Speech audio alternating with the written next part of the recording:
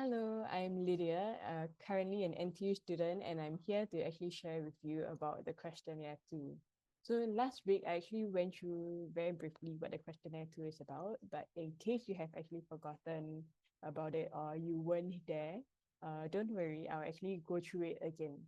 So I actually started off with asking you guys, like, how youthful do you really think you are? So are you like a young person trapped in a old soul, uh, a young person trapped in an old body, I mean, or do you think you're an also a young spirited person?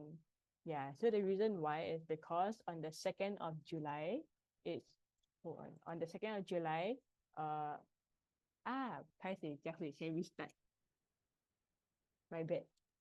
Oh, okay, okay. Can. Hello everyone, I'm Lydia and currently I'm an NTU student and I'll be sharing with you guys about the questionnaire too for this week's PE. So just a recap, last week I actually kind of went through what this questionnaire tool was about. But in case you weren't here or you have forgotten about it, don't worry, I'll go through it again. So I started off with asking you guys whether do you think you are a young spirited person and also or like a young spirit trapped in an old body. Yeah. So the reason why is because on the 2nd of July, it will be the Youth Day. So this questionnaire, right, is really all about finding out from your friends how youthful do they really think they are. So the questionnaire two will bring you through a series of questions, and then from there, it will actually generate like some results. So it could be that they are in their 20s, 40s, 60s, or even teens. Yeah, so from here you can actually just like discuss with your friends. Do they think it's accurate? Like are your results similar, etc. Yeah. So how you can actually link to the gospel is there's two ways. So the first way is that we are always a child of God. So I think growing up, we always are able to feel a sense of, I guess, to live an easy life because we know that our parents are there to protect, provide, and for us. Yeah, but the thing is, as we grow older, we learn that we can no longer rely on them and we have to be independent. So we find ourselves putting that pressure of protecting and providing for ourselves alone. So with that, I think sometimes when we feel alone, we might actually kind of like distance ourselves from other people, or like perhaps we go through periods of loneliness, we have conflicts with others and all. And it can be quite, I guess, like a huge weight on our shoulder. But what God actually calls us to do is, or He reminds us, is that we are His children and He actually wants to be the person who protects and provides for us. Yeah. So likewise, for our friends who are not aware of it, we can actually share this with them. And how we can link it into the gospel is like, why is it that God wants to be that person for us? Yeah. So the second link to the gospel is that we are to enjoy our youth. So I think most of us, now that poly has started again, some of us might find ourselves being stretched from all walks of life, perhaps our commitment, CCA, school, friendships, family, etc.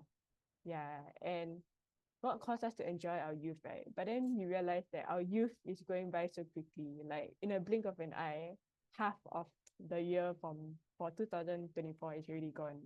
Yeah. So the thing is, God caused us to enjoy our youth. But then, if time is passing by so quickly, how do we really enjoy our youth? So the Bible actually shares with us that the way to do that is through having a relationship with God and knowing Him. So that is the only way to really enjoy our youth well. So why is it that the question for our friends is more of like, why is it that uh enjoying our youth well means having a relationship with Christ? Yeah, so that is where you can bring in the gospel.